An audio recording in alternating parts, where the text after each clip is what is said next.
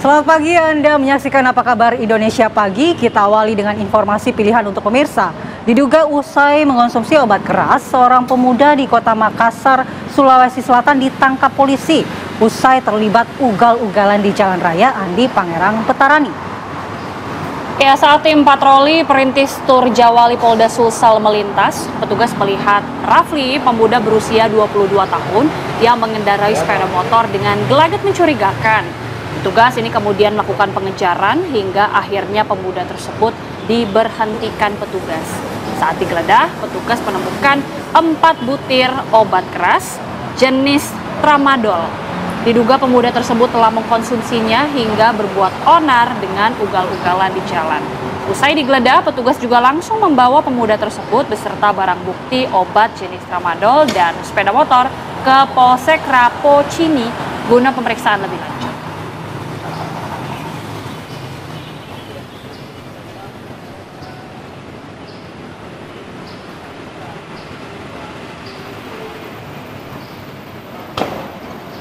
Selanjutnya, pemirsa, ledakan diduga akibat kebocoran gas. Ini terjadi di perumahan Golden Palm, Pegadungan, Kalideres, Jakarta Barat.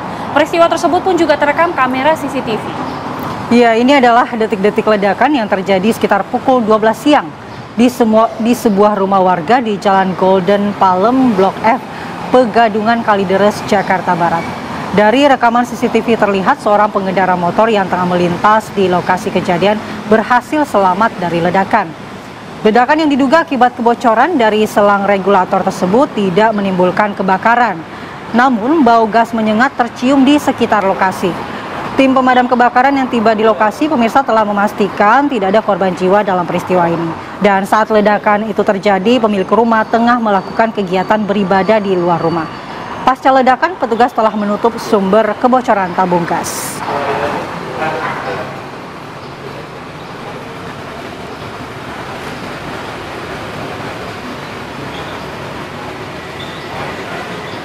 Assalamualaikum warahmatullahi wabarakatuh. Selamat pagi. Selamat pagi, pemirsa. Pagi.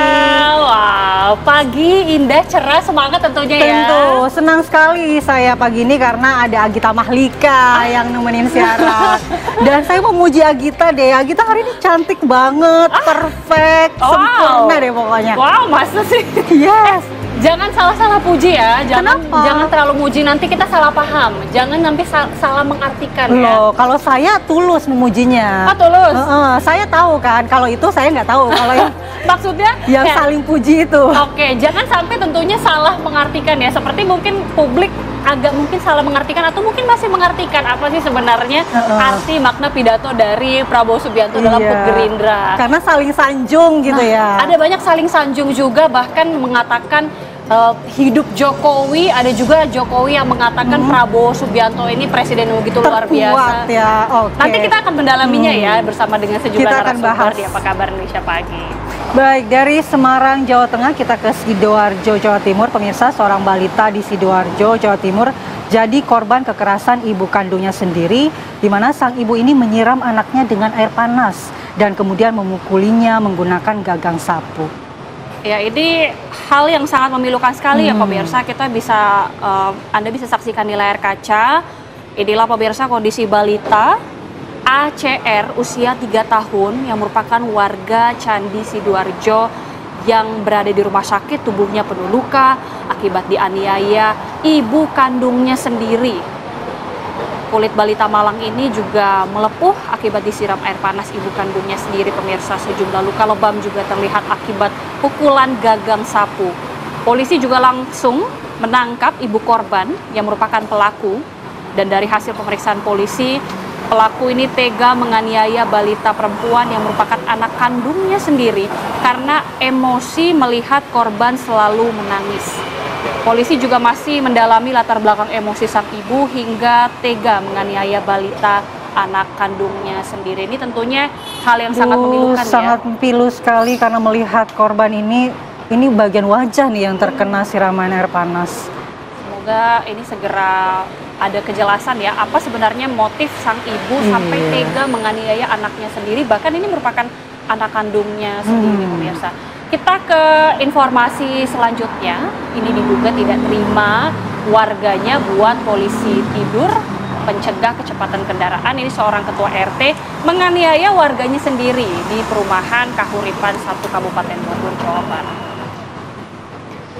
Ya, dalam video rekaman warga yang Anda lihat saat ini, terlihat S, ketua RT di perumahan Kahuripan 1 Kelapa Nunggal, Kabupaten Bogor, murka usai warga membuat polisi tidur tanpa izin dirinya. Bahkan salah satu orang dari rombongan RT menusuk seorang warga hingga tersungkur bersimbah darah. Korban ini langsung dilarikan ke rumah sakit terdekat untuk mendapatkan perawatan medis. Diketahui korban mengalami luka tusuk di bagian punggung dan pinggang belakang. Warga kemudian telah melaporkan kasus ini ke Polsek Kelapa Nunggal, Kabupaten Bogor. Polisi hingga kini juga masih melakukan pendalaman kasus ini. Pelaku penusukan dan ketua RT juga belum diamankan. Kita berharap ini bisa diselesaikan oleh aparat kepolisian ya, karena ini mengakibatkan korban terluka cukup parah hingga harus dirawat di rumah sakit. Ini tentunya kita masih terus menunggu, dan sementara itu juga pemirsa, jika tadi disebutkan salah satu dari rombongan RT itu bahkan tega menusuk seorang warga hingga tersungkur dan juga bersimbah darah. Ini gara-gara itu ya? Iya. Membuat polisi tidur tanpa izin dari RT, kan bisa dibicarakan baik-baik ya untuk menyelesaikan masalah ini.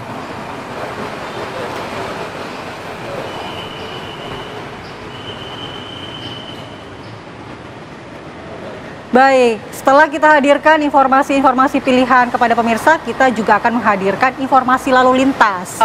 Nah, sudah ada Brigadir Haikal di kawasan Tamrin, Jakarta Pusat yang akan menginformasikan bagaimana kondisi lalu lintas terkini dari sana. Silakan, selamat pagi Brigadir Haikal.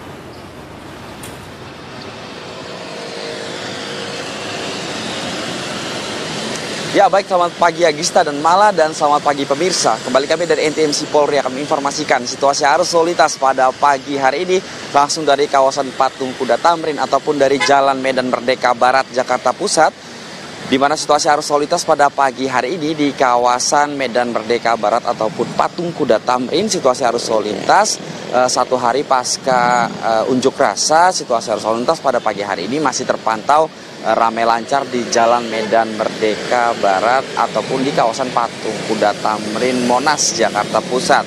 Situasi arus lalu lintas yang akan mengarah ke arah Tanah Abang pun juga demikian, begitupun arah sebaliknya terpantau ramai lancar.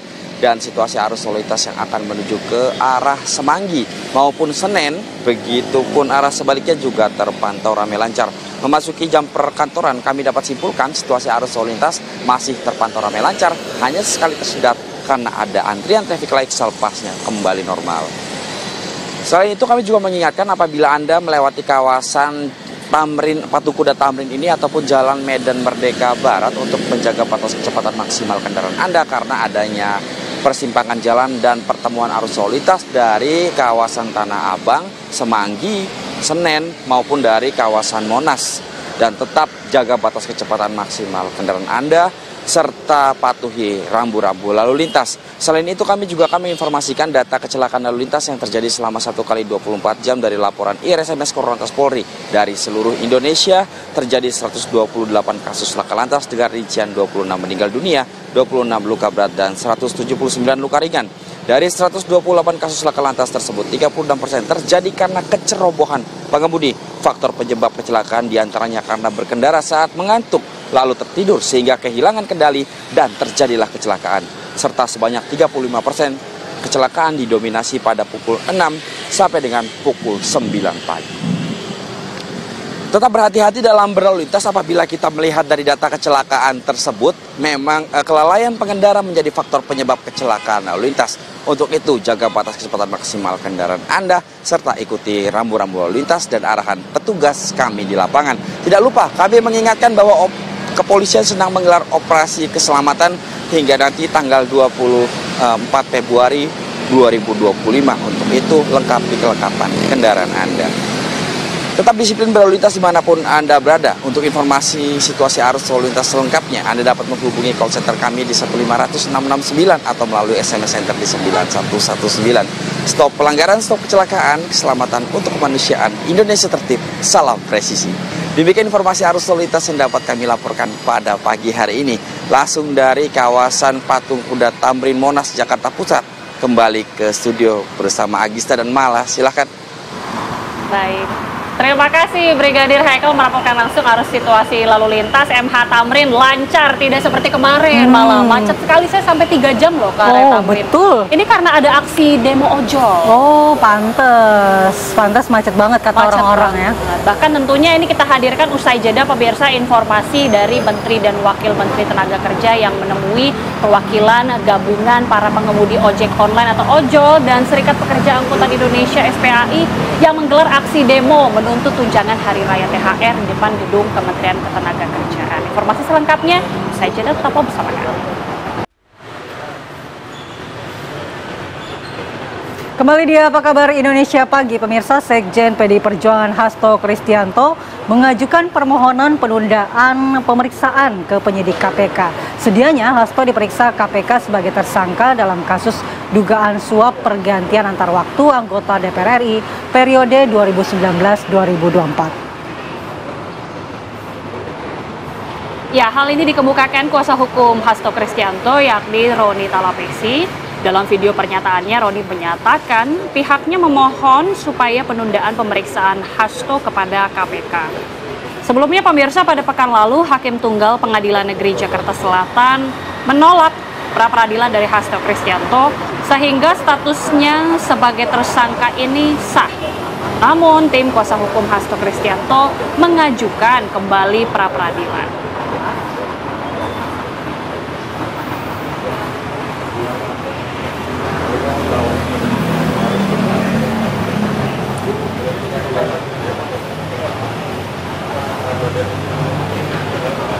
Iya, dari informasi tadi pemirsa ini kita kembali membahas bagaimana penyebab kemacetan yang terjadi kemarin ya. Yang membuat kita terjebak 3 jam ya. Demo ojol, dan kita ketahui juga dari Menteri dan Wakil Menteri Tenaga Kerja ini juga sudah menemui kemarin perwakilan dari gabungan pengemudi ojek online ataupun ojol dan juga Serikat Pekerja Angkutan Indonesia atau SPAI pemirsa. Ini yang menggelar aksi demo yang menuntut tunjangan Hari Raya THR, tepatnya di depan gedung Kementerian Ketenagakerjaan Jakarta Selatan.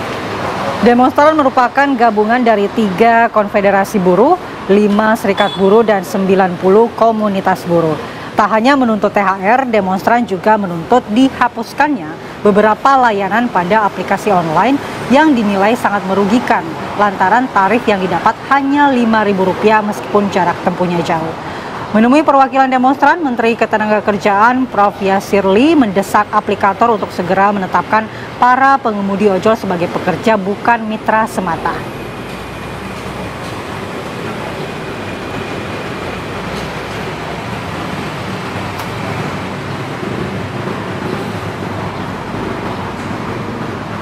Ya, kita ke informasi lainnya, pemirsa. Presiden Prabowo Subianto mengumumkan 8 kebijakan ekonomi Republik Indonesia ya. Betul, di antaranya adalah optimalisasi penyaluran bansos, pencairan THR bagi ASN, diskon harga tiket pesawat, dan juga tarif tol dan tarif listrik. Ini merupakan kabar gembira tentunya ya, kita hadirkan informasi selengkapnya. Kebijakan kenaikan UMP 2024. 2. Optimalisasi penyaluran bansos di bulan Februari dan Maret 2025. 3. Pencairan THR bagi ASN dan pekerja swasta di bulan Maret 2025. 4. Stimulus pada bulan Ramadan, yaitu A. Diskon harga tiket pesawat, B. Diskon tarif tol, C. Program diskon belanja, D. Program pariwisata mudik lebaran, E. Stabilitas harga pangan. 5. Paket stimulus ekonomi. A. Diskon tarif listrik, B. PPN DTP pembelian properti dan otomotif, C. PPN BM DTP otomotif, elektronik vehicle dan hibrida, D. Subsidi pajak DTP motor listrik, E. PPH DTP sektor padat karya. 6. optimalisasi program makan bergizi gratis. 7. Optimalisasi penyaluran KUR. 8. Panen padi terrealisasi secara optimal. Ya, dari semuanya itu yang menarik perhatian saya diskon tiket pesawat. Jadi enak nanti ke Balikpapan. Bisa mudik juga gue. Iya. Kita ke informasi selanjutnya pemirsa. Ketua Umum Kamar Dagang dan Industri Indonesia Anindya Novian Bakri ini bertemu dengan Menteri Perlindungan Pekerja Migran Indonesia Abdul Qadir Karding di kantor BP2MI. Pertemuan yang berlangsung secara tertutup menjadi ajang diskusi antara dunia usaha dan pemerintah terkait isu ketenagakerjaan. Keduanya fokus membina hubungan kerjasama antara Kadin dan pemerintah dalam mendukung sektor ketenagakerjaan di Indonesia. Ketua Umum Kadin Indonesia Anindya Bakri mengaku mendapatkan banyak masukan untuk berkolaborasi dengan BP2MI. Kadin melihat BP2MI ini sangat progresif dalam aspek rekrutmen, pelatihan, hingga penempatan tenaga kerja.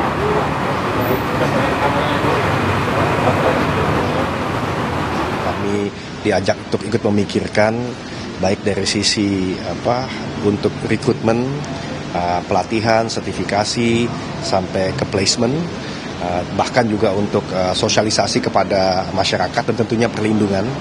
Nah ini kami terbuka dan ingin sekali bekerjasama karena manfaatnya langsung terasa. Sehingga kami bicara kepada Pak Menteri kalau bisa apakah sebelum 17 Agustus ada satu prototipe yang kalau nanti memang sudah berjalan kita bisa kembangkan karena anggota Kadin kan ada di 38 provinsi, seluruh asosiasi dan himpunan, termasuk juga di dalamnya BUMN dan koperasi. Jadi kita bisa benar-benar mensukseskan program-program yang dicanangkan Pak Prabowo melalui Pak Menteri ini. Ya, kita harus jeda terlebih dahulu. Nanti kita akan kembali dengan kasus yang akan kita dalami juga. Ini terkait dengan seorang ibu yang meninggal atau tewas karena terjatuh dari motor setelah dijamret. Nah, ini yang akan kita bahas usai jeda. Pemirsa, tetaplah di Apa Kabar Indonesia Pagi. Pengacara Hotman Paris Hutapea memenuhi panggilan penyidik Bareskrim Polri sebagai saksi terkait laporan PN Jakarta Utara mengenai kericuhan yang terjadi dalam persidangan pada 6 Februari 2025. Hotman dimintai keterangan sebagai saksi atas kasus penghinaan terhadap pengadilan yang dilakukan pengacara Rasman Arif Nasution di Pengadilan Negeri Jakarta Utara beberapa waktu lalu. Menurut Hotman, tindakan Rasman Nasution dan sejumlah rekannya di Pengadilan Negeri Jakarta Utara ketika itu merupakan kali pertama dalam sejarah persidangan di Indonesia. Ya, hari ini saya mendapat surat panggilan dari Mabes Polri di Tipidum. Kasus pertama dalam sejarah peradilan Indonesia. Surat panggilan tersebut terkait dengan laporan Ketua Pengadilan Negeri Jakarta Utara terhadap Rasman Nasution dan kawan-kawan terkait dugaan pelanggaran pasal 207, 217 dan 351 KUH pidana, yaitu tentang penghinaan terhadap pengadilan, menimbulkan kegaduhan di persidangan, dan perbuatan tidak menyenangkan. Saya kan hanya sebagai saksi, jadi hanya menceritakan apa yang saya lihat, saya alami di persidangan. Yang jelas ini adalah kasus pertama dalam sejarah peradilan Indonesia. Pengadilan Negeri Jakarta Utara melaporkan pengacara Rasman Arif Nasution dan timnya ke Bareskrim Polri pada 11 Februari 2025. Pelaporan itu dilakukan setelah Rasman dan rekan-rekannya membuat kegaduhan di ruang sidang. Akibat insiden ini, sumpah advokat Rasman dan rekannya Firdaus Oiwobo dibekukan. Mahkamah Agung pun menegaskan pembekuan tersebut membuat Rasman dan rekannya tak bisa menjalankan profesinya sebagai pengacara. Dari Jakarta, Agam Rizky Junaidi Ahmad, TV One, mengabarkan.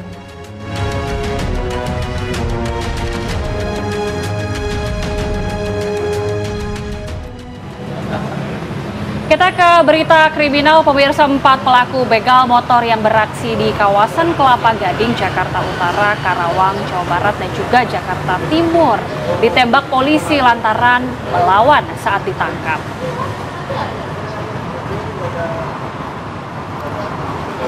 Para pelaku beraksi dengan membawa senjata tajam dan tak segan-segan melukai korbannya jika melawan.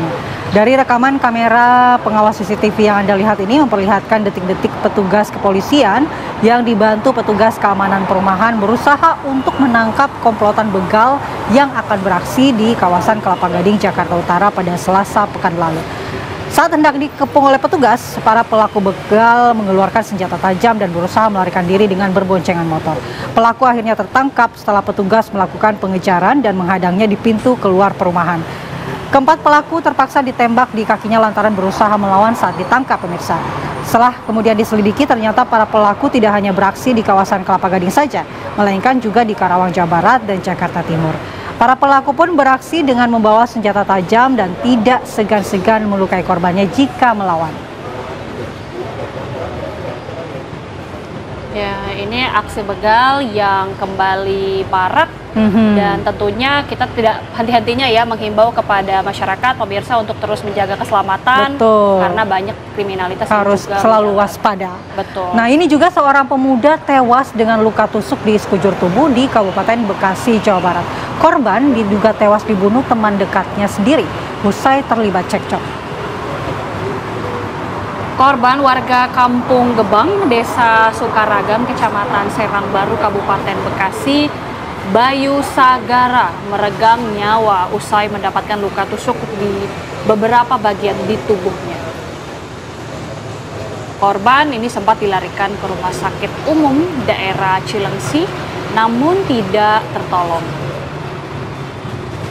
Keluarga korban juga berharap agar pelaku dapat dihukum seberat-beratnya, bahkan dihukum mati. Kasus ini pun masih dalam penanganan Polsek Serang Baru dan Mapores Metro Bekasi.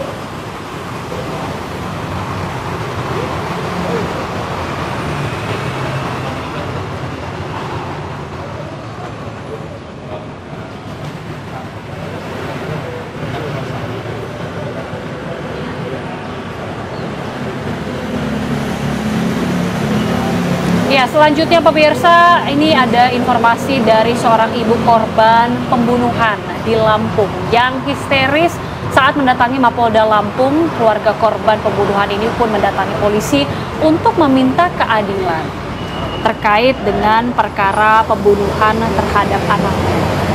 Ini adalah Ibu Dewi Rosita, 52 tahun, ibu kandung almarhum Imam Ardiansah, berusia 28 tahun. Ia meminta Kapolda Lampung serius mengusut pembunuhan anaknya. Namun Dewi Rosita kecewa karena tidak dapat menemui Kapolda Lampung, Irjen Pol Helmi Santika. Sebelumnya pembunuhan sadis anak sulungnya terjadi pada 15 Oktober 2024 lalu, pemirsa. Korban bermaksud membela adik perempuannya yang sedang dikeroyok teman tongkrongannya di kota Metro. Korban tewas dengan sejumlah tikaman pisau. Menanggapi kedatangan keluarga korban pembunuhan ini, Direktur Kriminal Umum Polda Lampung, Kombes Pol Pahala Simanjuntak menjelaskan bahwa telah menetapkan 3 tersangka dan perkaranya ini telah dilimpahkan ke Kejaksaan dan telah memasuki proses persidangan di Pengadilan Negeri Kota Metro. Meski demikian, polisi tetap mengusut tuntas dengan mencari tersangka lainnya yang memang diduga terlibat. Ya, ini bisa dimengerti perasaan seorang ibu ya. Betul. Dengan anaknya yang tewas dibunuh, tentu sangat begitu sedih dan begitu sakit hatinya begitu. Ya, pastinya kita berharap polisi ini bisa terus mengusut tuntas, apalagi apabila betul memang masih ada beberapa pelaku-pelaku lain yang juga terlibat dalam pembunuhan ini. Selanjutnya pemirsa, ini ada informasi dari kawanan begal sadis merampas sepeda motor milik seorang wanita di kota Bekasi, Jawa Barat. Para pelaku ini juga mengancam korban dengan senjata tajam agar tidak berkutik. Ya, dalam rekaman CCTV terlihat seorang wanita menjadi korban pembegalan di Jalan Al-Barkah, Kampung Ciketing, Rawamulia, Mustika Jaya, Kota Bekasi, Jawa Barat.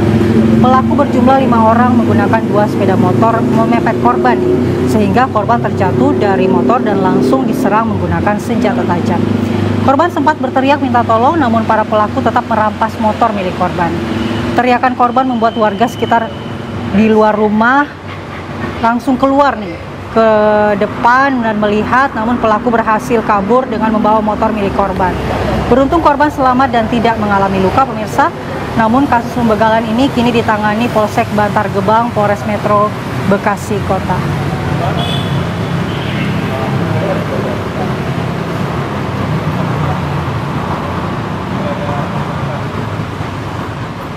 Ya, kita ke informasi berikutnya. Pemirsa, diduga video pesta dan saweran di salah satu instansi pemerintah daerah ini beredar luas di media sosial.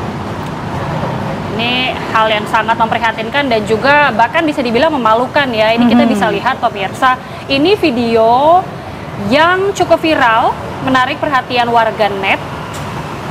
Sejumlah aparatur sipil negara ataupun ASN pemirsa bahkan terlihat berjoget di dalam ruang rapat. Ini diduga lokasi di kantor Dinas Pekerjaan Umum dan Penataan Ruang Pemerintah Kabupaten Kutai Timur. Bukannya bekerja, malah berjoget di kantor sendiri.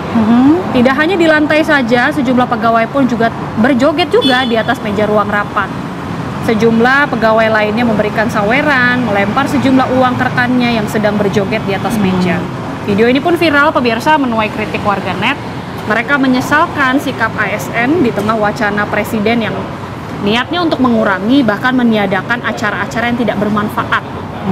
Tidak sedikit, betul, tidak sedikit juga mendesak Pemda Kutai Timur untuk mengambil tindakan tegas meski hingga saat ini belum ada perwakilan pemerintah Kabupaten Kutai yang memberikan keterangan resmi terkait ini kantor tapi rasa diskotik loh ya. Iya, kalau mau cari tempat sampai joget jangan naik ke atas meja. Betul. Iya, modal dikit lah. Lebih baik cari tempat lain ya. Jangan di kantor sendiri mentang-mentang ada pengurangan dana. Jangan sampai mensalahgunakan kantor tempat bekerja tapi justru untuk tempat hiburan. Ini hal yang sangat memalukan ya.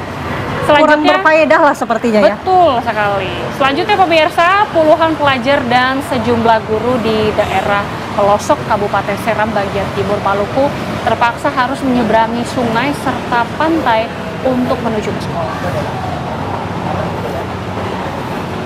Dalam video amatir yang tersebar luas milik salah satu guru setempat memperlihatkan puluhan siswa-siswi dan guru di Kecamatan Kilmuri, Kabupaten Seram bagian timur Maluku. Setiap harinya mereka harus nekat melewati pantai meski dihantam gelombang tinggi. Di sepanjang perjalanan mereka juga harus menyeberangi sungai yang deras hingga ini bisa saja terbawa arus kalau tidak berhati-hati. Nah, bila terjadi cuaca buruk dan gelombang tinggi, para siswa dan guru juga harus rela melewati semak-semak untuk menghindari gelombang tinggi di pesisir pantai lantaran tak ada akses jalan lain. Kondisi memprihatinkan ini terjadi akibat keterbatasan akses jalan yang memadai, serta tidak ada jembatan penghubung antar desa setempat. Tidak hanya pelajar dan guru, salah satu ibu hamil bahkan terpaksa harus dibawa menggunakan gerobak untuk diantar ke puskesmas Kilmuri. Warga berharap pemerintah ini bisa secepatnya membangun jalan dan jembatan yang memadai untuk akses mereka yang lebih aman.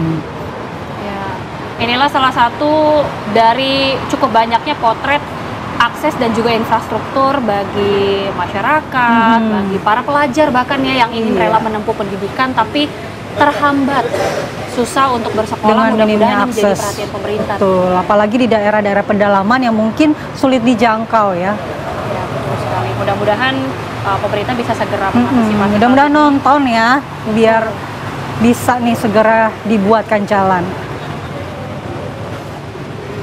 Berikutnya pemirsa, seorang ibu ini meninggal dunia setelah jatuh dari motor usai mengalami penjamretan di Jalan Barugas Rua Ciputat Kota Tangerang Selatan, Banten.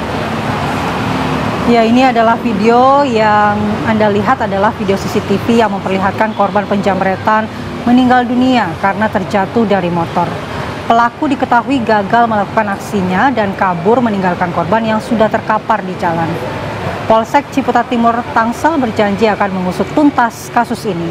Betul, harus diusut tuntas Pak Polisi, karena ini korban meninggal dunia meskipun juga pelaku tidak berhasil juga mengambil tasnya begitu. Ini dia ya, lagi-lagi tidak hentinya kita menghimbau kepada para masyarakat, para pengendara dan juga para penumpang yang menggunakan ojol ini jangan lupa untuk hati-hati berkendara karena banyak sekali mungkin rawan kecelakaan yang terjadi ya. Nah, dan pemirsa, usai jeda kita akan langsung membahas yang menjadi topik utama dialog kita. Saling puji antara Presiden Republik Indonesia ini terjadi di dua perhelatan hari ulang tahun Gerindra yang ke-17. Ini menarik ya, nanti kita akan bahas sekali bahwa tidak hanya Prabowo Subianto mengucapkan pujian, tapi juga dua Presiden Republik Indonesia sebelumnya, SBY dan juga Joko Widodo, yang menyebut Prabowo adalah presiden yang kuat, bahkan loyal hingga 10 tahun ke depan. Betul. Maksudnya apa? Nah, sesaat lagi.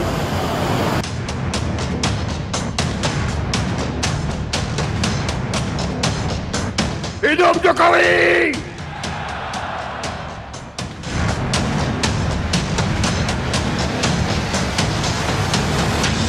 Sampai detik ini saya tidak melihat ada yang berani mengkritik. Agenda yang akan dijalankan 5 tahun ke depan, insya Allah 10 tahun ke depan.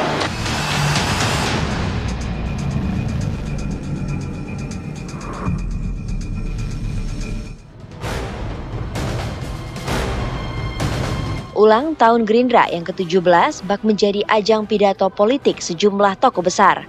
Tidak hanya Prabowo Subianto yang berpidato politik, dua mantan Presiden Republik Indonesia, Susilo Bambang Yudhoyono dan Joko Widodo, juga berkesempatan memaparkan pidato politiknya di dua perhelatan besar HUT Gerindra yang berbeda. Di dalam pidato politik Prabowo Subianto, Presiden RI yang juga Ketua Umum Partai Gerindra ini berkali-kali mengucapkan terima kasih kepada Presiden RI ke-7 Joko Widodo yang mendukungnya saat Pilpres lalu. Prabowo juga merasa saat transisi kepemimpinan, Jokowi memberi kemudahan padanya sehingga 100 hari kinerjanya mendapat nilai bagus. Setali 3 uang dengan Prabowo, Jokowi pun mengungkapkan pujian secara terbuka kepada orang nomor 1 di Indonesia ini. Jokowi menganggap Prabowo adalah presiden yang kuat. Bahkan, ia merasa pemerintahan Prabowo saat ini tidak ada yang berani mengkritik.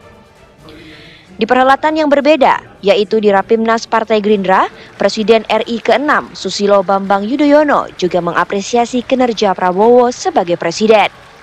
SBY bahkan secara terang-terangan siap loyal bersama Prabowo hingga 10 tahun.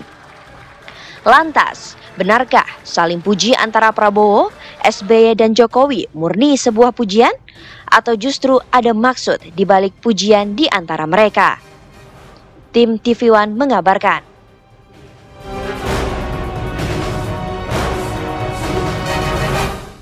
Bersatu tidak berarti semua masuk pemerintahan.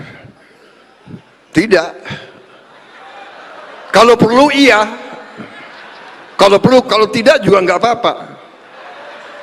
Dalam arti mereka yang tidak masuk pemerintah kita tetap anggap sebagai patriot-patriot bangsa Indonesia. Mungkin mereka di luar berarti mereka membantu kita. Mereka akan ngoreksi kita, mereka akan memperbaiki kita, mereka akan mengawasi kita. Kita harus mau diawasi, kita harus mau dikoreksi, kita harus mau dikritik. Saudara-saudara, tapi kritiknya yang benar. Dan Prabowo ini adalah presiden dengan dukungan terkuat baik dari rakyat maupun dari DPR.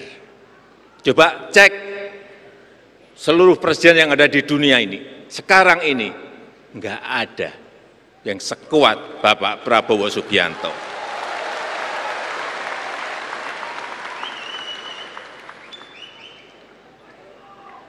Saking kuatnya,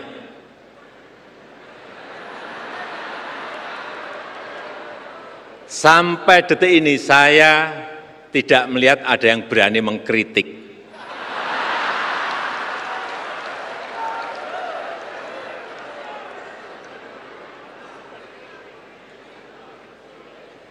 Yang jadi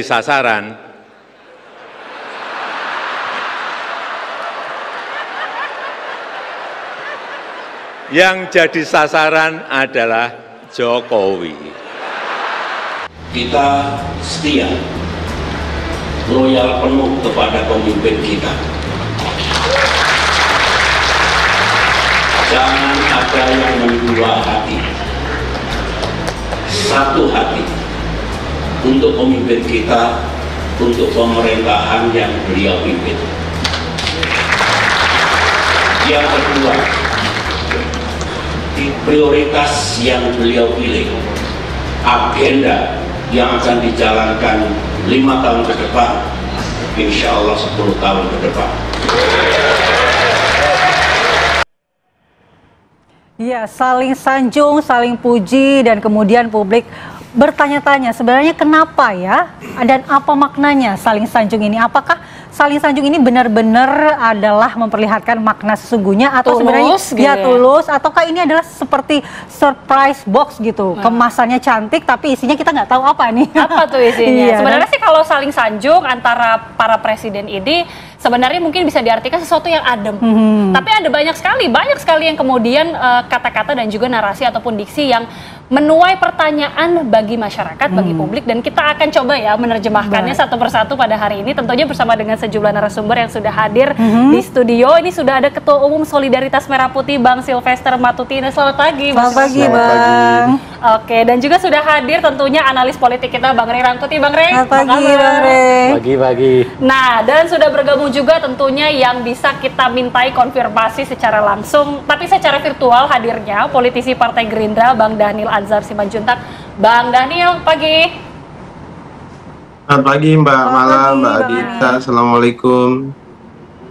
Waalaikumsalam Bapak-Bapak. Saya mungkin awali terlebih dahulu ke Bang Dhanil, izin Bapak-Bapak, meskipun Bang Dhanil muncul secara virtual ya, tapi banyak sekali nih pertanyaan yang perlu kita gali dari pernyataan Pak Prabowo dulu deh, Bang Dhanil. Apa sih maksud dari sebenarnya seorang presiden, tapi banyak diksi-diksi mengatakan hidup Jokowi.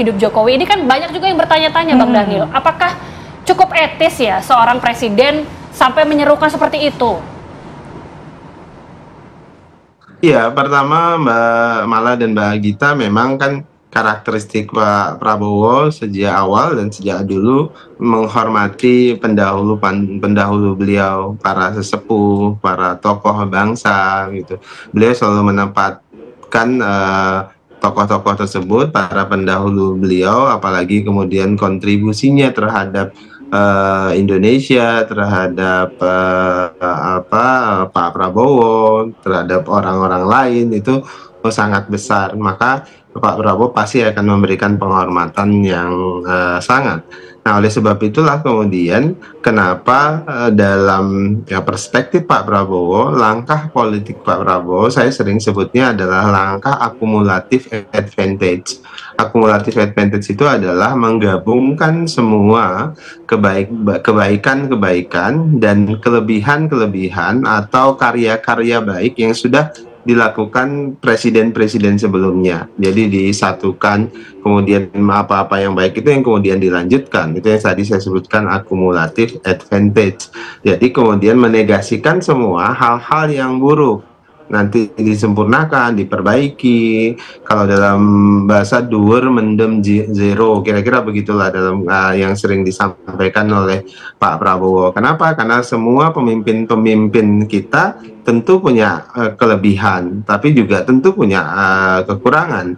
Nah, posisi Pak Prabowo dalam upaya mengakumulasikan kelebihan-kelebihan ini, tapi kemudian menegasikan dan berusaha memperbaiki apa-apa yang menjadi kekurangan para pemimpin kita tersebut.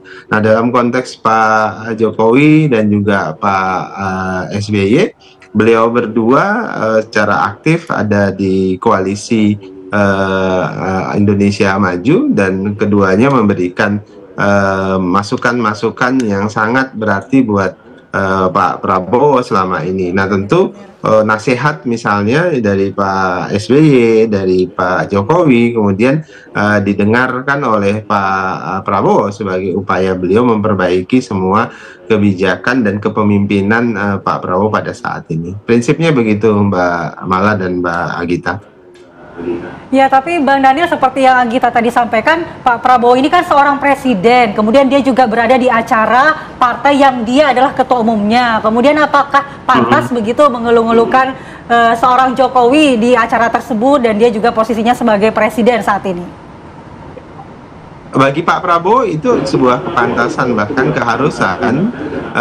Hal yang serupa juga beliau tunjukkan ketika Pak SBY yang hadir di hari sebelumnya. Jadi ada dua acara yang berbeda. Pertama adalah silaturahim koalisi Indonesia Maju Plus di Hambalang, kemudian yang berikutnya yang dihadiri oleh Pak SBY, yang berikutnya yang dihadiri oleh Pak Jokowi itu adalah agenda HUT Gerindra, dan keduanya diberikan penghormatan yang dengan sangat. Bahkan Pak SBY, Pak Prabowo menyampaikan beliau agak grogi ketika ada Pak SBY, kemudian Pak SBY punya banyak kontribusi buat Indonesia, kemudian Pak SBY juga banyak memberikan masukan dan pengaruh terhadap Pak Prabowo.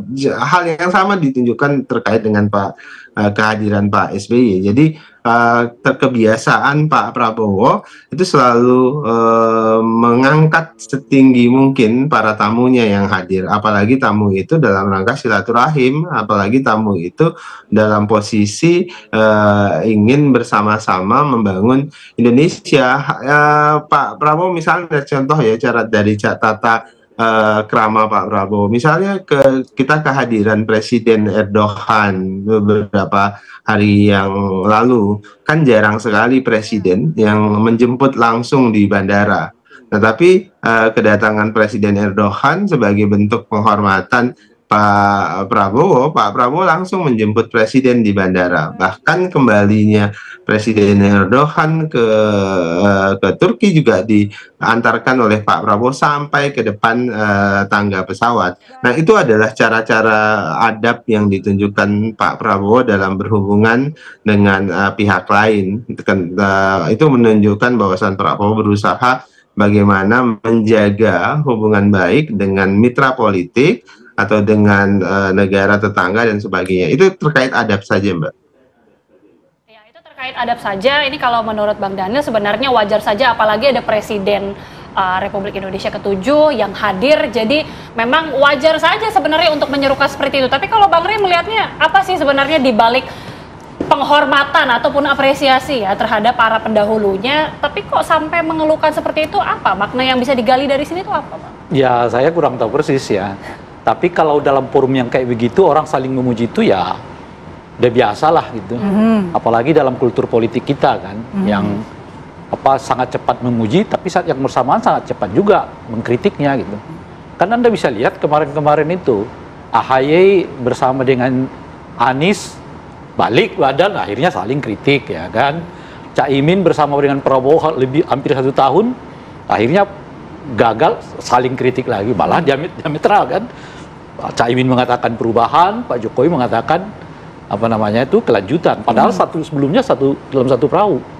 Ya itulah kultur politik kita. Tapi kan ini kalau Pak Prabowo sampai mengatakan berhasil menang itu juga karena pengaruh Pak Jokowi. Nanti kita ke sana. Yang saya mau lihat ini adalah apa yang mau ditampilkan tuh adalah yang disebut dengan panggung depan. Saling muji itu biasa, cepat banget. Tapi bisa-bisa hitungan hari mereka juga saling kritik dan keras juga saling kritik. Berarti itu hanya kemasan sebenarnya Pak ya? Itu biasa. Nah, makanya yang dicek tuh menurut saya bukan kata-kata, bukan penampilan. Kalau kata-kata dan penampilan banyak kita terkecoh itu nanti. Gitu. Tapi yang harus dilihat itu adalah apa yang mereka lakukan dalam relasi itu setidaknya dalam 100 hari ini. Itu yang memperlihatkan sebetulnya ya itulah real politiknya, bukan tampilan-tampilan panggung ini gitu loh. Kalau tampilan panggung ini kan ada juga tuh dulu calon wakil presiden yang kalau salaman nunduk-nunduk sekali gitu loh Pak. Nah itu tampilan semua. Untuk sama dengan, dan uniknya memang mungkin semacam kultur kita, orang tuh lebih senang melihat tampilan-tampilan itu dibandingkan sebetulnya hakikat apa yang sedang terjadi. Misalnya ketika calon wakil presiden senang nunduk-nunduk, dia itu humble, dia itu rendah hati. Bagaimana rendah hati? Dia menggunakan nama bapaknya untuk jadi calon wakil presiden. Kok dibilang rendah hati? Jadi memang itu kultur kita, dan kultur ini dipahami oleh para politisi bahwa mereka harus tampil kelihatan pertama rendah hati di depan publik, kata-katanya harus bagus, ya kan? Dipilih diksi-diksinya yang nggak menyinggung, kalau penting sering memuji gitu. Di belakangnya apa yang terjadi? Nah, kita periksa nih 100 hari di panggung belakang itu. Gimana tuh? Apa yang di panggung belakang itu? Pak Prabowo mengatakan IKN biayanya dikurangi dulu ya kan, pagar bambu disangkut-sautkan dengan Pak Jokowi, gitu ya kira-kira ya kan. Lalu Gerindra mengatakan akan mencalonkan kembali Pak Prabowo 2029, tapi nggak menyebut nama Gibran sebagai calon wakilnya juga. Sementara gitu ya. Pak SBY kemudian bilang sementara Pak 10 SBY tahun. 10 tahun, artinya dalam 5 tahun setelah ini dengan anak saya lo bisa begitu ya. Jadi lain perkataan, lain perbuatan maksudnya. Nah, maksud saya mungkin sekarang perlu kita ajak masyarakat kita itu untuk melihat relasinya, bukan melihat panggung depan ini. Kalau panggung depan ini bagus semua gitu. Yeah. Nah, oleh karena itulah misalnya kalau seperti saya yang suka belak-belakan, caci makinya jadi banyak gitu. Karena terbiasa dalam kultur politik kita yang orang ngomong apa adanya itu gitu. Ditahan dulu caci makinya. Kita nanti akan tanyakan juga Bang, bagaimana sih sebenarnya benar nggak sih kalau Bang Rey bilang lain perkataan, lain perbuatan. Jangan-jangan puji-pujian aja, tapi belakangnya lain tampilan, lain eksekusi. Nanti kita akan bahas sesaat lagi pemirsa. Ya, langsung ya ke Bang Sylvester. Kalau tadi Bang Rey mengatakan ini kultur sebenarnya biasa, berbicara manis di depan tapi di belakang kita belum tahu. Apalagi kalau menarik ke belakang, kata Bang Rey tadi, sebenarnya kok aksi yang Pak Prabowo lakukan sepertinya tidak terlalu mendukung Pak Jokowi. Apalagi terakhir pencalonan calon untuk 2029 sepertinya tidak ada pelibatan Gibran di dalamnya. Jadi mengartikannya bagaimana ini Bang? Ya, kalau kita lihat ya, saling puji Pak Prabowo, Pak SBY dan Pak Jokowi, tapi bukan hanya itu, kepada Bu Mega juga termasuk Gus Dur, Pak Prabowo memberikan apresiasi dan terima kasih atas sumbangsinya kepada Republik ini. Jadi ini adalah suatu hal yang patut dicontoh, itu satu hal yang baik kalau menurut saya, ya kan? Tapi ada di satu sisi untuk para pembencinya Pak Prabowo dan Pak Jokowi, itu bikin mereka sesak napas. Gimana sesaknya? Stres, jantungan, lemas gitu loh. Karena benar-benar menohok gitu loh, bahwa apa yang selama ini mereka opinikan itu nggak benar. Ternyata memang antara Pak Jokowi, Pak Prabowo, dan Pak SBY itu solid. Dan bahkan harus kalau kita melihat ke belakang, waktu kampanye-kampanye kemarin, antara Pak Jokowi, Pak SBY, dan Pak Prabowo itu solid untuk pemenangan itu gitu loh. Dan memang yang saya lihat benar-benar ketiga orang ini, beliau-beliau ini adalah negarawan yang ingin ya udahlah kita sudahi ya kan, kayak gejolak-gejolak ataupun teman-teman yang suka mengadu domba, suka gaduh ya kan, pembencinya ya kan, bahwa halo kami ini solid gitu loh. Untuk menatap masa depan. Yang saya lihat itu. Nah, mengenai masalah nggak disebutkan Mas Gibran juga, memang kan sebenarnya kan nggak ada, memang belum disebut ya. Hanya kan itu memang kan keinginan dari teman-teman Gerindra di forum teman-teman Gerindra gitu loh. Jadi kalau nggak ada penyebutan nama Mas Gibran, juga saya pikir juga nggak ada penyebutan nama Mas AHY, Caimin, dan saya pikir wajar-wajar aja gitu loh. Tapi jadi, mungkin dikaitkan dengan pidato SBY yang mengatakan kita loyal, ini insya Allah 2 periode. Oh ya, mungkin maksudnya itu ada sebagai presiden, beliau mengatakan bahwa beliau Partai Demokrat akan loyal terhadap Presiden Prabowo, ya kan, 5 tahun pertama, bahkan bila perlu 10 tahun. Kan nggak disebut juga nama Pak Mas AHY kan, nggak disebut juga nama Mas Gibran. Jadi no problem gitu loh. Gitu. Tapi di sisi lain di pidatonya Jokowi ini juga mengatakan bahwa tidak ada yang berani mengkritik Presiden Prabowo. Sasarannya adalah saya gitu, sasarannya adalah Jokowi. Nah itu maknanya seperti apa sebenarnya? Apakah justru ini kritik atau sebenarnya pujian? Pujian atau kritik?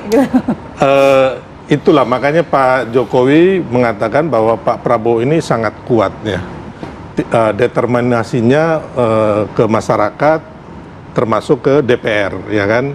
Nah, kita lihat juga Pak Jokowi pernah ngomong bahwa Pak Prabowo ini, ngomong ke saya ya, Pak Prabowo ini akan lebih hebat daripada saya. Dan itu akhirnya kemarin di Rakernas Gerindra itu Pak Jokowi ungkapkan gitu loh, pujian kepada Pak Prabowo, dan itu kan memang kenyataan gitu loh, yang nggak bisa kita pungkiri gitu loh, bahwa memang benar. Ya kan, tingkat kepuasan masyarakat kepada Pak Prabowo itu 80% di awal 3 bulan pertama, sedangkan Pak Jokowi itu Saya ingat 2014 itu paling hanya 70-an lah. Bahkan merosot ke 65% ketika BBM naik waktu itu. Jadi kembali lagi, apa yang dilakukan Pak Prabowo, Pak Jokowi, termasuk SBY kemarin, ini sangat-sangat positif buat bangsa kita ya. Dan di situ bukan pujian itu hanya di depan, tapi di belakang layar juga mereka ya kompak-kompak saja gitu loh, baik-baik saja. Di belakang, di depan kompak, di belakang juga kompak.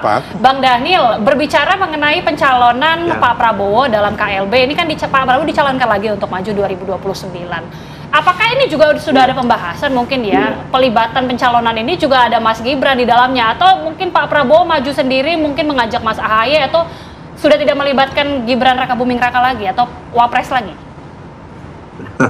Masih jauh sekali Mbak terkait dengan itu. Tapi yang jelas Partai Gerindra, seluruh kader Partai Gerindra tentu menginginkan Pak Prabowo bisa memerintah sampai dengan 10 tahun. Artinya tentu 2029 Partai Gerindra akan mencalonkan beliau sebagai calon presiden, dan itu hal yang mafhum ya, sebagai beliau ketua umum partai. Nah tentu harapan seluruh kader beliau bisa melanjutkan pada 2029 nanti. Kemudian yang kedua terkait dengan dinamika politik 2029 kan kita belum tahu, dan memang Pak Prabowo menyampaikan perlu adanya koalisi permanen, artinya koalisi yang pada saat hari ini ada itu bisa terus dilanjutkan sampai dengan 2029 nanti. Ketiga, tapi kan ada disclaimer, ada hal yang disampaikan Pak Prabowo secara spesifik di acara HUT Gerindra beberapa waktu yang lalu, yakni beliau 5 tahun ke depan ingin memastikan kinerjanya jauh lebih baik. Artinya pelayanan untuk masyarakat, untuk publik itu harus jauh lebih baik, kesejahteraan itu harus hadir, pertumbuhan ekonomi itu harus sesuai dengan target beliau, kemudian kemiskinan harus bisa mencapai angka 0, kemudian pelayanan pendidikan itu bisa jauh lebih baik, gizi dan kesehatan anak-anak dan ibu-ibu itu harus lebih baik. Nah itu catatan Pak Prabowo. Kalau kemudian hal-hal itu tidak banyak berubah, Pak Prabowo sampaikan beliau malu untuk maju kembali. Jadi sebenarnya fokus Pak Prabowo adalah bagaimana 5 tahun ini beliau bisa lebih baik memerintah Indonesia, memimpin Indonesia, ada perubahan yang signifikan untuk rakyat Indonesia, barulah kemudian beliau insya Allah menjawab dengan tegas terkait dengan permintaan seluruh kader Gerindra tersebut. Oke, berarti ingin fokus demi kemajuan bangsa Indonesia dulu. Nanti 2029 itu untuk bicara siapa wakilnya itu belum ya. Tapi ngomong-ngomong soal program-program untuk rakyat Indonesia ini, tapi katanya banyak pihak-pihak yang tidak menyukai gitu. Nanti kita akan bahas dengan Bang Rey, tapi kita jeda dulu. Dasmu.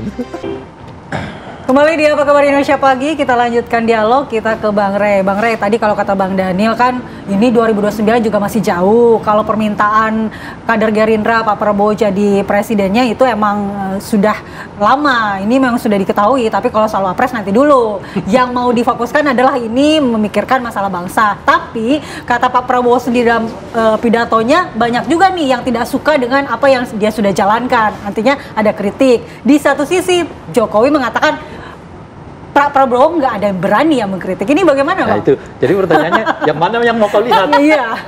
Kan makanya saya mau mengatakan tadi, kalau kita melihatnya dari kata-kata, wah banyak. Ini kalau ibarat lalu lintas semeraut nih, gimana ngurainya gitu.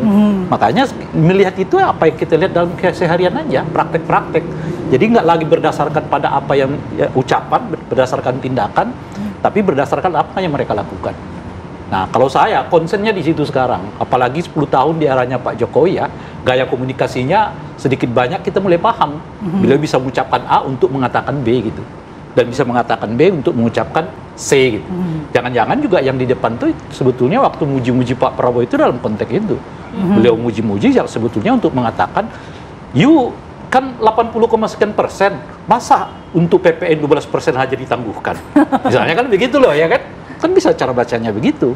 Yuk kan 80,sekian%, lo jalankan aja lah IKN, nggak apa-apa gelombang apa namanya masa hadapi aja dulu. Basis pendukung 80,sekian% kok. Tapi kok takut IKN-nya dibangun? Kan bisa begitu tuh cara bacanya gitu. Nah oleh karena itu menurut saya nggak terlalu gemilau ya melihat ucapan-ucapan ini, apalagi gaya komunikasinya Pak Jokowi gitu ya. Karena itu bisa membuat kita justru kabur dengan apa yang sebenarnya mereka lakukan di lapangan gitu. Nah kalau kita kontak dengan lapangan itu kan tadi saya udah katakan 3 setidaknya kan.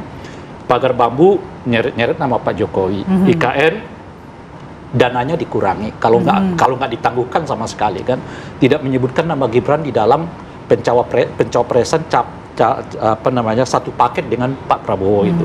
Yang lain Pak Jokowi itu demen banget tuh investor asing, tapi Pak Prabowo malah mengatakan nggak penting-penting amat tuh investor asing, ya kan, khususnya di hilirisasi kata beliau ya kan. Dan kita bisa lihat juga tuh, saya kira di konteks-konteks yang lain akan kita banyak temukan beberapa hal di mana kelihatan Pak Prabowo nggak sejalan dengan termasuk ya. Itu kalau kita baca di dalam wawancaranya Pak Jokowi dalam salah satu podcast yang lain, itu kan seperti beliau mengingatkan Pak Prabowo, misalnya saya itu dulu waktu pertama jadi presiden tuh tingkat kepuasan baru 60% loh. Tapi kan saya berani ngambil keputusan untuk mengambil apa namanya menyetop subsidi BBM saat itu kan, saya turun gitu.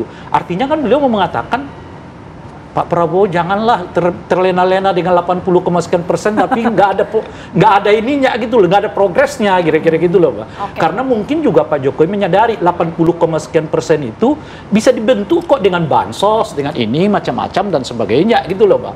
Kalau kirim bansos MBG jalan ya orang akan puas 80. Tapi kan persoalan-persoalan mendasar nggak selesai nih gitu.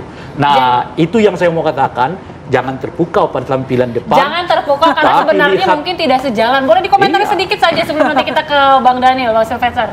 Iya sejalan sih antara Pak Jokowi sama Pak Prabowo itu sejalan ya. Jadi masalah IKN tidak di stop, hanya memang anggarannya agak kecil ya. Enggak di stop Bang Rey. Jadi gini Bang Rey, pembangunan itu udah sampai 3 tahun ya. Dan kalau kita ke sana itu bangunan yang besar-besar memerlukan biaya besar tuh udah terbangun di IKN. Jadi harus ke sana dulu melihat. Terus yang kedua, masalah pajak 12% tetap jalan kok. Jadi ini hanya direvisi. Seperti kita membangun rumah, membangun gedung, ya kan? Kita bisa revisi atau review, tapi nggak dibatalkan sama sekali.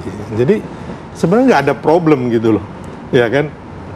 Apa yang dilakukan Pak Jokowi kemarin, ya kan, diteruskan oleh Pak Prabowo, gitu. Ditambah beberapa program-program Pak Prabowo sendiri tentunya. Diteruskan tapi ditunda begitu Bang? Nggak ditunda, nggak ada yang ditunda kok. Mana yang ditunda? IKN nggak ditunda. IKN nggak ditunda. Ya kan. Terus pajak 12% itu tetap hanya direvisi, hanya itemnya untuk yang benar-benar untuk barang mewah kan, gitu. Nggak ada yang ditunda.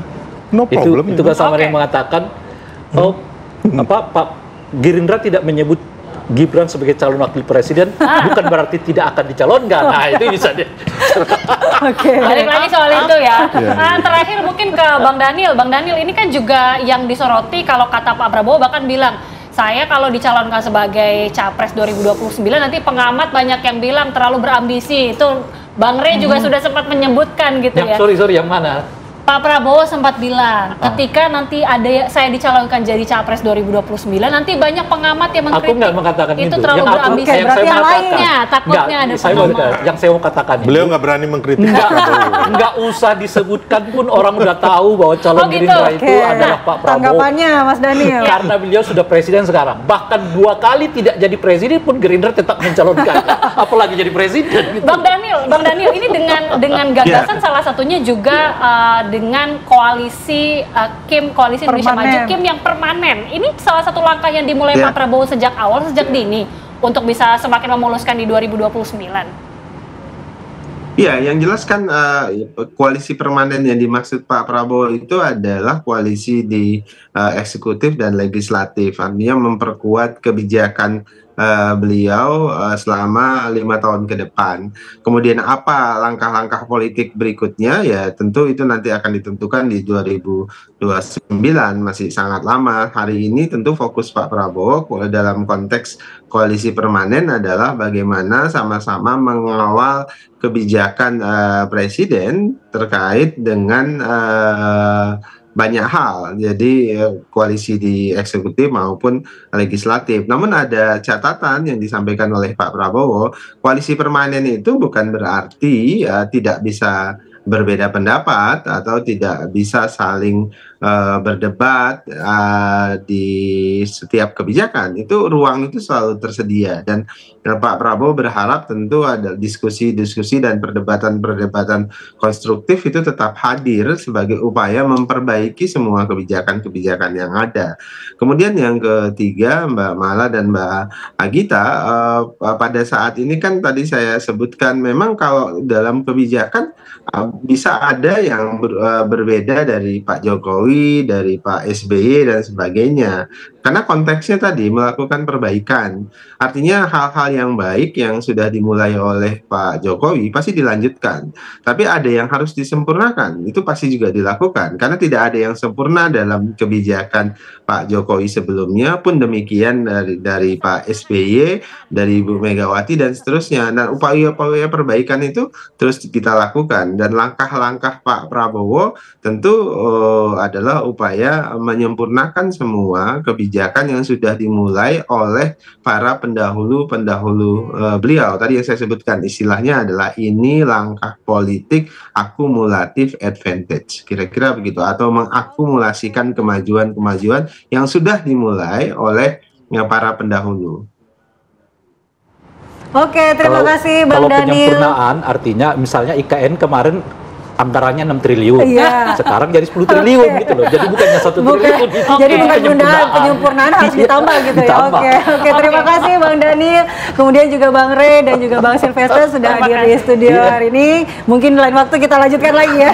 Terima kasih. Kita akan lihat bagaimana langkah ke depannya ya. Termasuk kita lihat bagaimana apakah akan ada reshuffle dan mencopot Kapolri. Nanti kita akan bahas lagi. Mudah-mudahan kita lihat ada pembahasan lebih lanjut. Terima kasih sekali lagi Bapak-bapak, selamat pagi, dan sesaat lagi pemirsa kita akan hadirkan informasi Cristiano Ronaldo dikabarkan akan mengunjungi Indonesia. Rencana kedatangan sang mega bintang itu disambut heboh oleh halayak. Nah, ini sudah tidak sabar ya. Sesaat lagi pemirsa kita jeda dulu.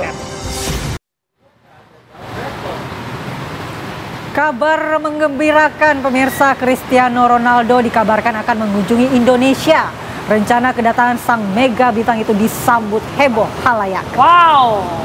CR7 dijadwalkan akan mengunjungi Kupang, Nusa Tenggara Timur pemirsa pada Rabu esok. Ini Anda yang pecinta sepak bola, pecinta Cristiano Ronaldo ini pasti tentunya sudah tidak sabar ya. Kedatangan pemain Al Nassr tersebut ini akan menjalani serangkaian kegiatan untuk misi kemanusiaan. Jadi memang bukan bertanding ya. Iya, bukan dalam rangka main bola nih. Di antaranya menyerahkan bantuan untuk membangun panti asuhan dan juga rumah ibadah. Ronaldo ini juga diagendakan akan mengunjungi sekolah dasar dan yayasan yang ada di Kupang.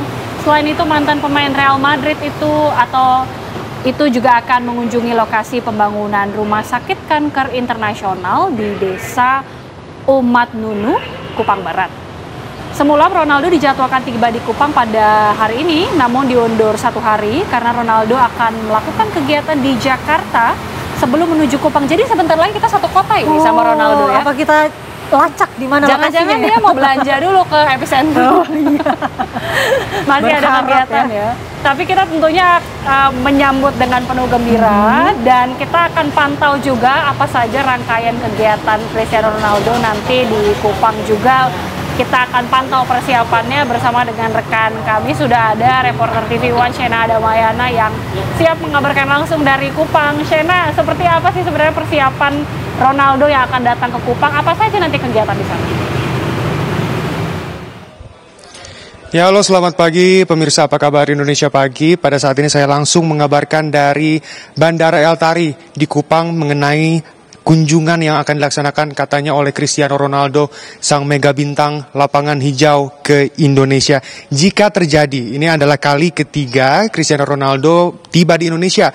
Yang pertama kita ingat 2005 di Aceh, yang kedua 2013 di Bali untuk menanam mangrove, dan ini adalah kali ketiga Cristiano Ronaldo akan hadir ke Indonesia. Dan seperti apakah persiapan dan juga bagaimanakah Bandara El Tari ini menyambut kedatangan dari sang mega bintang sepak bola ini, yang kita tahu bahwa rencananya di Kupang Cristiano Ronaldo akan meresmikan dan juga membangun rumah sakit kanker di Indonesia.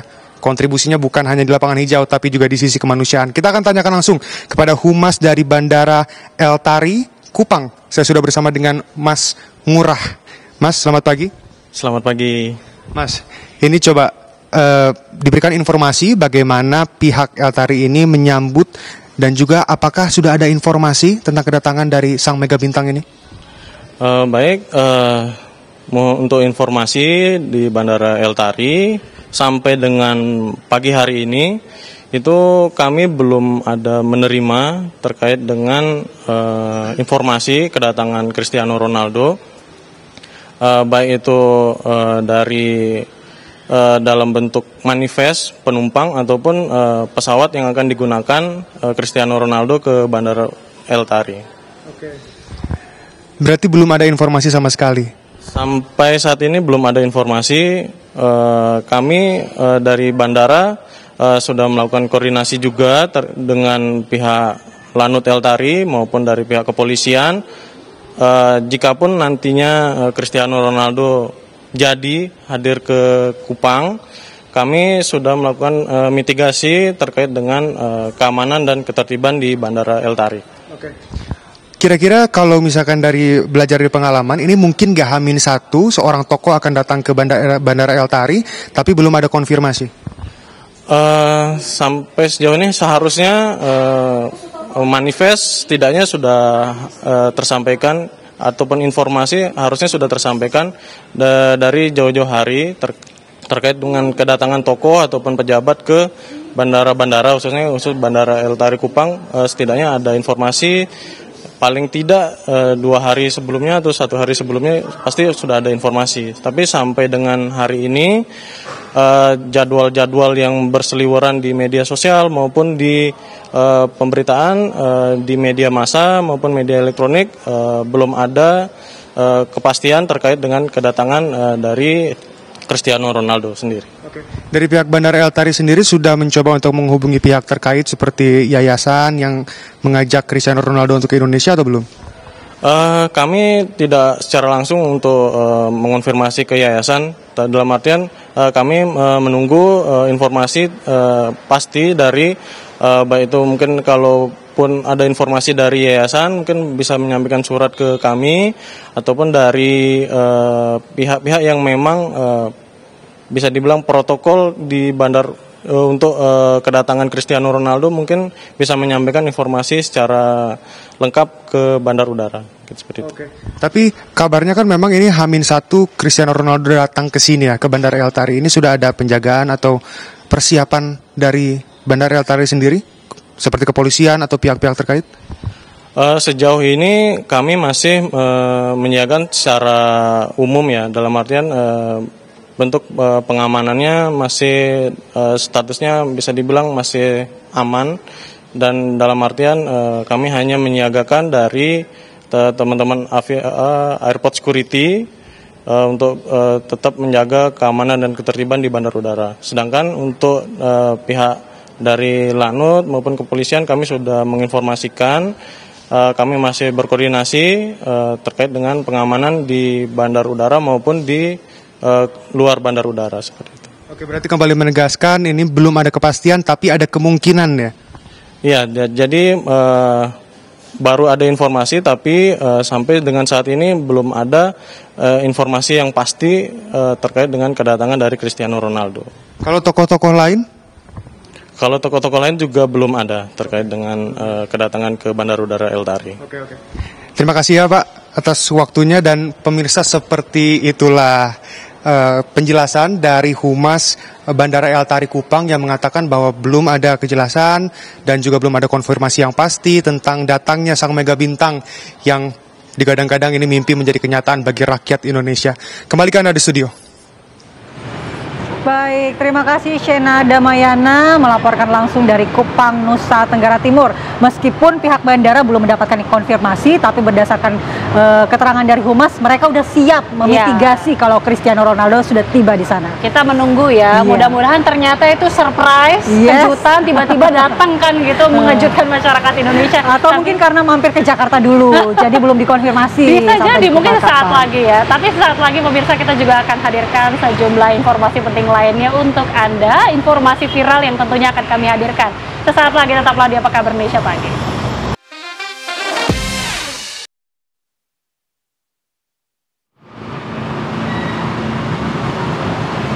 Saatnya kabar viral nih Agita. Ini kita mulai dengan ledakan yang diduga akibat kebocoran gas terjadi di perumahan Golden Palm, Pegadungan Kalideres, Jakarta Barat. Peristiwa tersebut terekam kamera CCTV.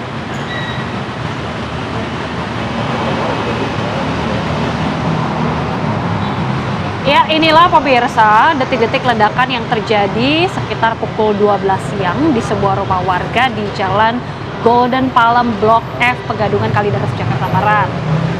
Dari rekaman CCTV terlihat seorang pengendara motor yang tengah melintas di lokasi kejadian. Ini untungnya berhasil selamat dari ledakan. Nah, pas sekali momennya ya. Jadi ledakan yang diduga akibat kebocoran dari selang regulator tidak menimbulkan kebakaran, namun bau gas menyengat tercium di sekitar lokasi. Untungnya tidak ada korban ya, karena kalau dilihat ledakannya cukup besar ya. Untungnya tidak ada korban jiwa, dan petugas juga sudah menutup ya sumber kebocoran dari tabung gas tersebut.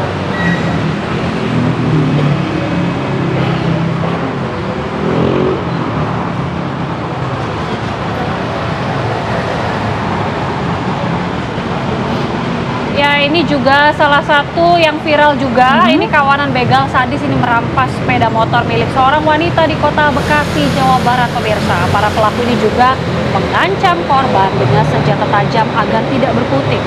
Iya, kalau Anda lihat rekaman CCTV terlihat seorang wanita menjadi korban pembegalan di Jalan Albarka, Kampung Ciketing, Rawamulya, Mustika Jaya, Kota Bekasi, Jawa Barat. Pelaku ini berjumlah 5 orang. Mereka menggunakan 2 sepeda motor yang kemudian memepet korban sehingga korban terjatuh dari motor dan langsung diserang menggunakan senjata tajam. Korban sempat teriak minta tolong, namun para pelaku tetap merampas motor milik korban. Teriakan korban membuat warga sekitar keluar rumah, namun pelaku berhasil kabur dengan membawa motor milik korban. Beruntung korban selamat dan tidak mengalami luka. Kasus pembegalan kini ditangani Polsek Bantar Gebang, Polres Metro Bekasi Kota. Selalu waspada dan berhati-hati dengan tindak kejahatan, pemirsa. Langsung minta tolong, melakukan aksi untuk segera menghindari aksi-aksi kejahatan seperti ini. Betul sekali, ini harus menjadi kewaspadaan kita bersama, pemirsa. Nah, selanjutnya ini juga ada informasi lainnya ya, Mala ya? Iya, betul. Ini seorang pria pengendara sepeda motor dikeroyok oleh sekelompok remaja geng bermotor saat melintas di Jalan Maminasata, Kecamatan Turikale, Kabupaten Maros, Sulawesi Selatan. Ini juga terlihat dari rekaman video amatir, ini viral juga di media sosial. Rombongan pemotor yang konvoy di Jalan Maminasata, Kecamatan Turikale, Kabupaten Maros, Sulawesi Selatan, tiba-tiba saja diserang oleh sekelompok remaja bermotor dengan menggunakan batu hingga rombongan pemotor tersebut berhamburan dan memutar arah. Salah satu pengendara sepeda motor yang tidak sempat kabur bahkan akhirnya menjadi bulan-bulanan. Para pelaku saling bergantian melakukan penganiayaan, bahkan korban sempat dipukul dengan menggunakan balok. Pasca kejadian ini, Satuan Lalu Lintas Polres Maros langsung melakukan patroli di lokasi tersebut dan sempat menahan sejumlah remaja pengendara sepeda motor yang tidak menggunakan helm. Sementara itu juga Satreskrim Polres Maros masih melakukan pengejaran terhadap pelaku pengeroyokan.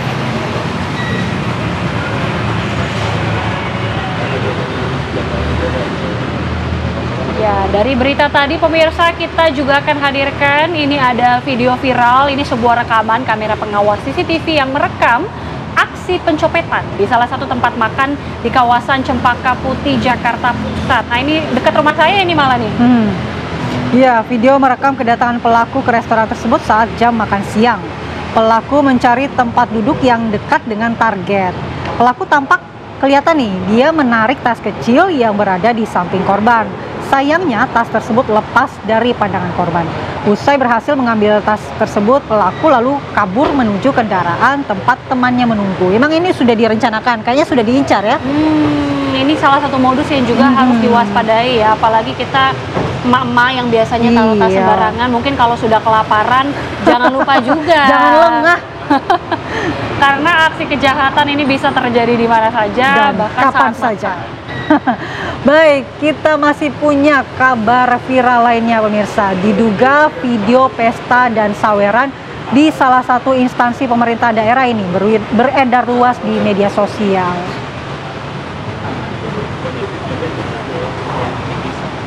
Ini dia juga pemirsa, kami hadirkan kembali ya. Ini tampak dalam video yang menarik perhatian warga net ini dan juga mengundang marah tentunya.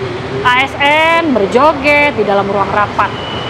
Lokasi ini kantor Dinas Pekerjaan Umum dan Penataan Ruang Pemerintah Kabupaten Kutai Timur. Tidak hanya di lantai saja, ini bahkan juga berjoget di atas meja ruang rapat. Lalu kemudian ada sawer-saweran, melempar uang ke rekannya yang sedang berjoget. Ini pun kemudian memancing amarah ya, menuai kritik dari warganet dan menyesalkan tentunya sikap ASN di tengah wacana presiden yang untuk mengurangi bahkan meniadakan acara-acara yang tidak bermanfaat bagi masyarakat.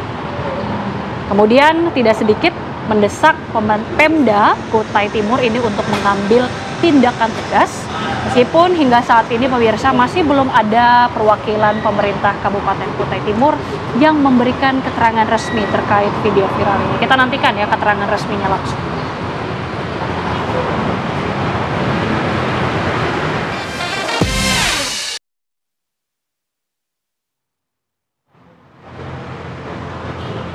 Ya, kita sudah tiba di penghujung acara. Sedih harus berpisah dengan Agita.